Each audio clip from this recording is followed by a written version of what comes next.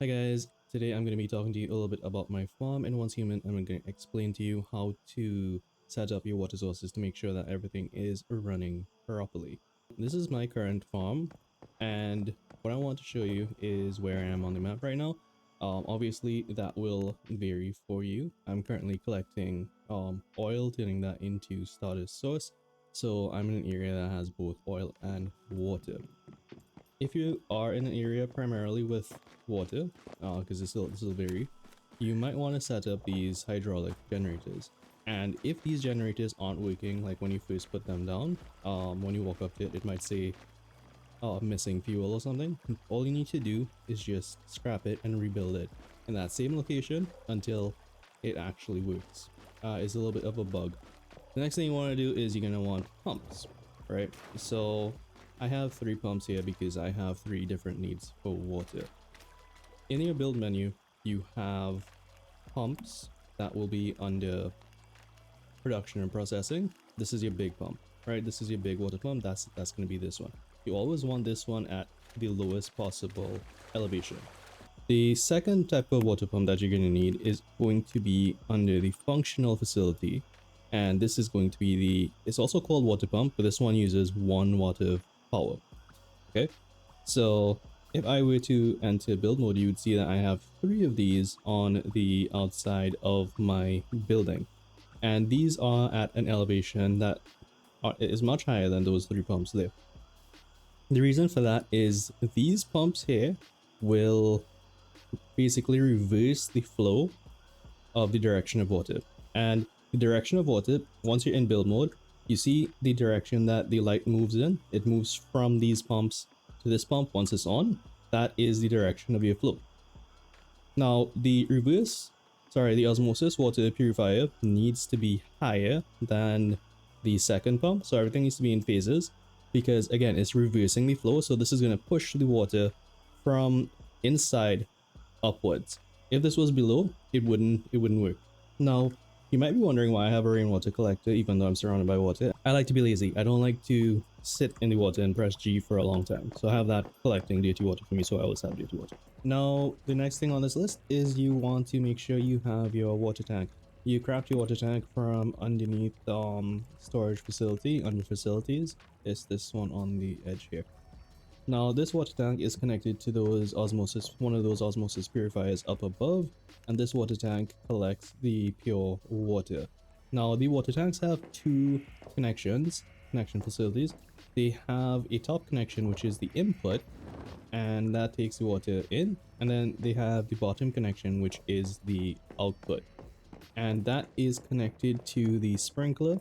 I'm using this system here for ease of explanation. The sprinkler can do easily like a 6x6 grid.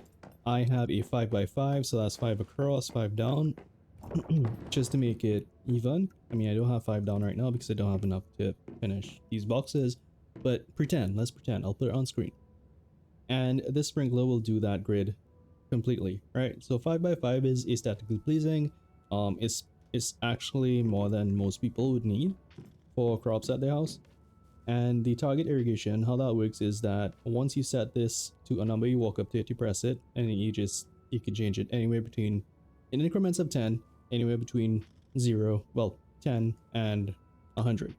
I like to leave mine like around 80. I just changed it to 90 so that this would have gone up a little bit. So it went up from 80 to 84, and eventually as this dries out, it'll go back down to 80. Now, the grow lights are a little bit different. I didn't mention before, but you do need to make sure your irrigation facility is connected to electricity. I just ran something from somewhere over there, I think.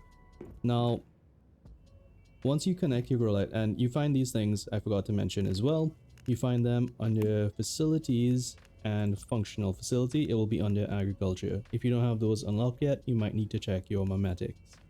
Now, I have grow light and automatic irrigation. So the grow light, you just put it up on the ceiling. A lot of people like to do 1 grow light per box when they're spaced out a little bit more, but I like to do just in the middle of the box here, in between 4 boxes, to get a nice even spread.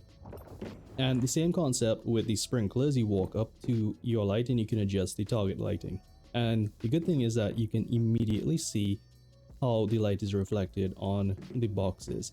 So you can see that this does exactly 4x4 because this is just outside of that and it's at 0% lighting because this one isn't connected. Now this one here is at 100% lighting and these are all at 100. Now the elevation does matter. Now that we're back downstairs, I can show you that. I don't know why that tree just pops in here from time to time.